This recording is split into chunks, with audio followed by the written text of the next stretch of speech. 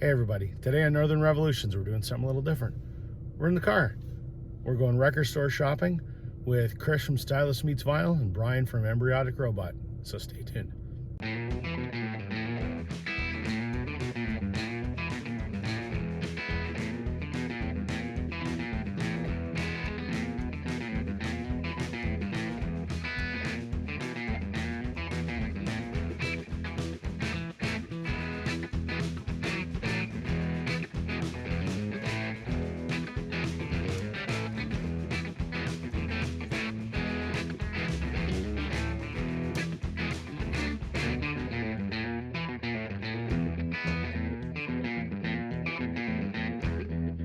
Hey vinyl community, welcome to Northern Revolutions. I'm Rob. Welcome back if you're returning. Welcome if you're new. It's been a few days, it's been about a week and a half. If I sound a little funny, I apologize. I'm just getting over being sick, so I haven't made any videos in almost 2 weeks. It was not the plague, although I swore it was because it took a lot of COVID tests, but they're all negative. I guess I got bronchitis and lost my voice, much to my wife's delight. It's coming back, but I still sound a little funny, so please bear with me as I get through this. As I mentioned in the intro, went record shopping today. This idea was originally cooked up by Chris from Stylus Meets Vinyl. He wanted to have a get-together of a lot of the YouTube channel people, the vinyl community that are based in Southern Ontario. There's probably about a dozen of us, I guess. And so Chris contacted me because he was going to be in Toronto, and I live about an hour outside of Toronto. So we contacted everyone we know, and various people wanted to make it but couldn't. But in the end, there are 3 of us YouTubers that showed up. Chris, as I mentioned, from Stylus Meets Vinyl, Brian from Embryonic Robot, and myself. 3 of us talk quite frequently. We support each other's channels, so it was really nice to finally meet each other in person for the first time. So we met in Toronto.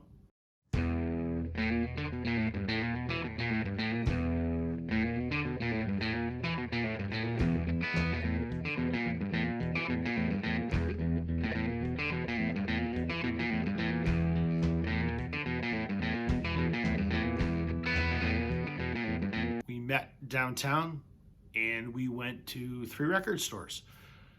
The first store that we visited was a shop called Kops Records. I've heard great things about it. In all honesty, I was kind of disappointed. I didn't think there was a ton of selection. I didn't end up buying anything. There was nothing there that even remotely interested me. Brian and Chris got a couple things, and I'm sure they'll share them in their videos. Then we walked up the street to Sonic Boom Records. Wow. I mean, I know Sonic Boom by reputation. Hadn't been there myself. I try to avoid going into downtown Toronto, if at all possible, because driving there, it's a nightmare. I'm in Toronto every day for work, and I'm on the highways every day. I hate going downtown. So I hadn't been to Sonic Boom yet. And wow, I could have dropped a mortgage payment there easily. It was incredible. It took a lot of self-restraint, but I found some exciting things that I'm going to share with you. Right off the bat, the minute I walked in the door and saw, one of their new release stands, I had to pick up this. This is a band called Sloan, and this is their album Steady. This just came out like a month ago, something like that. And these guys actually did an in-store at Sonic Boom to launch this album. Sloan is a rock band from Toronto. They have been around for, I want to say since the early 90s, I think. Incredible. It's these 4 guys, plus they have a touring member, Greg. It's not an official member, but he tours with the band. I've been looking forward to this record. I haven't actually listened to it yet because I just picked it up today, but I've heard most of it online. This is a great rock, classic rock infused with some, power pop hooks. Just a great Fantastic record. So this was on the list of things that I was looking for, and I'm glad they had it. It's on pink vinyl, which is kind of cool. The next one that I found in the used bin is something I've been looking for years, literally.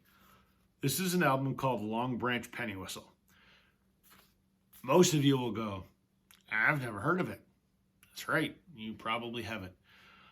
This came out in, I believe, 1969, I think. And this is Glenn Frey from the Eagles, and this is his buddy J.D. Souther, who wrote many songs for the Eagles, including Heartache Tonight.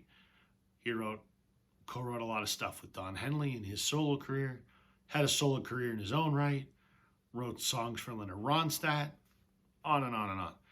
So this was a band that these two guys had prior to the Eagles forming. I think around the time that the Eagles, before they were the Eagles, were backing Leonard Ronstadt, JD and Glenn put out Long Branch Penny Whistle. Not a successful album, I don't believe.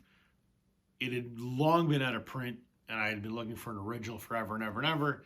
And then in 2018, this was finally re-released on vinyl, but I never saw it anywhere. And I didn't want to pay shipping charges online. While looking through the used bin at Sonic Boom today, they had this. And used would be a loose term. It had been opened and looked at probably, and that was it. I don't think it's ever been played. It's as minty can be. This is a fun record. I had not heard any of it, but because I like the Eagles and I like J.D. Souther, I figured I would like it. And I do. It's rootsy for sure. It's country rock for sure. But you get a hint of what's to come with the first couple Eagles albums. I think this is a real good appetizer, shall we say. Also, if you kind of like stuff like the Flying Burrito Brothers, you'd like this too. So, Long Branch Penny Whistle. This next one I saw in the used bin, and I knew that if I bought it, my wife and son would laugh at me. And did they? Yep. Bob Marley, greatest hits. My wife has this on vinyl in her record collection. We don't share record collections. Her and my son listen to Bob Marley all the time. My son is 6, and he can sing Buffalo Soldier, and he can sing Three Little Birds, and he can sing Stir It Up. Loves Bob Marley. Listen to it in the car, listen to it upstairs on her record player. And my son's always like, Dad, play some Bob Marley. Son, I don't have any Bob Marley. But I've listened to it enough. Like, I never found it interesting. Nothing wrong with it, just wasn't my thing.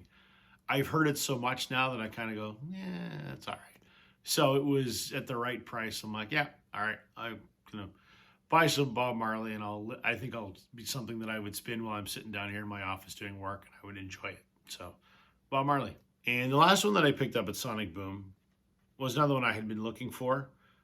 This is the only Black Friday Record Store Day release that I got. Was not the only one I was looking for, but I bought it. Everyone talking about this. Tom Petty and the Heartbreakers, live from the Fillmore, 1997. This is the 3 LP edition. There is a 6 LP box set, but that's a little rich for my blood. This will do just fine. This is from their 20-night residency at the Fillmore. This particular version has 33 songs, many of them covers. It's just Tom Petty stuff you're not going to get anywhere else. I love Tom Petty. Who doesn't love Tom Petty? And it's live. I love live stuff. This was absolutely a no-brainer. So that was Sonic Boom. I can't recommend that place enough. Maybe the best record store I've ever been in my life, except for Sam the Record Man in Toronto back in the 90s before it closed. So Sonic Boom, incredible. Then we took a walk up the street, about 20 minutes, to another record store called She Said Boom. It's a record store and a bookstore. Underwhelming considering the previous 2 record stores that we had been to, because it's a bookstore that has records. And not a ton. That said, it was almost all used, but I found a couple really good records in there. The first one was just a no-brainer pickup because of how cheap it was. The Best of the Guess Who.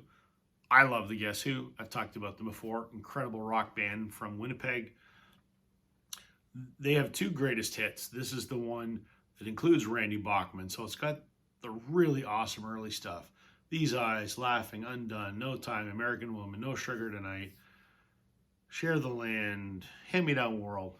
I mean, I had this on CD when I was a teenager, and I played the crap out of that, but I didn't have it on vinyl. So it was 10 or 15 bucks. So no brainer, considering that I have listened to this album thousands of times.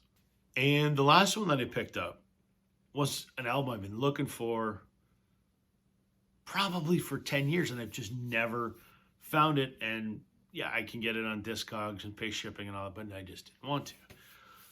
This is a band called 5440. They are a rock band from British Columbia. This album came out in 1986, and they're still around today. They're still touring. They're still putting out albums.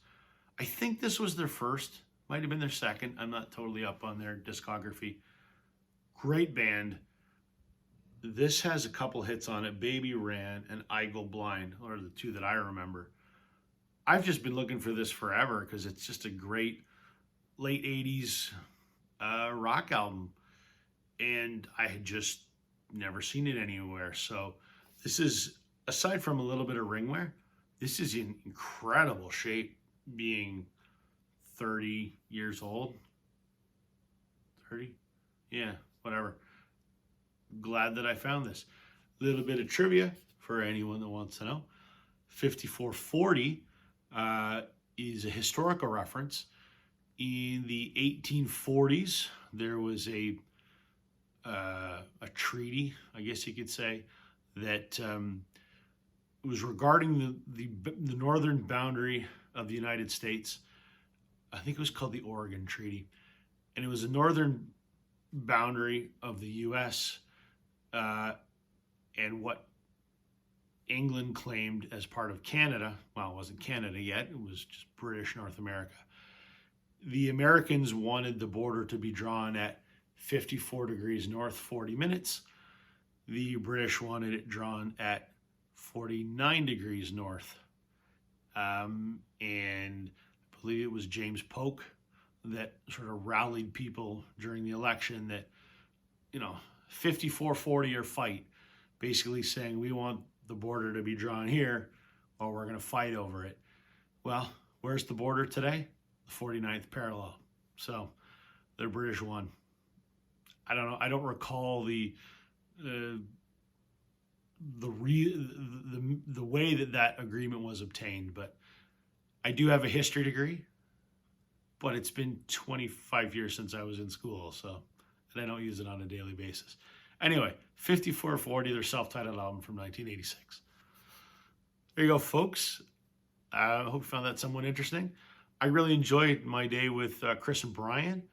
It was unfortunate that some of the other guys that wanted to make it couldn't because of other commitments or other things that came up. But we want to do it again. Hopefully we can get some more of the Southern Ontario vinyl community locals out to do another meet someday. Anyway, thank you for watching. Hope you enjoyed that. Please check out Chris at Stylus Meets Vinyl and Brian at Embryonic Robot. I don't know if they've put up their videos yet, but I'll leave links to their channels in the description. Thanks, everybody. Catch you on the flip side.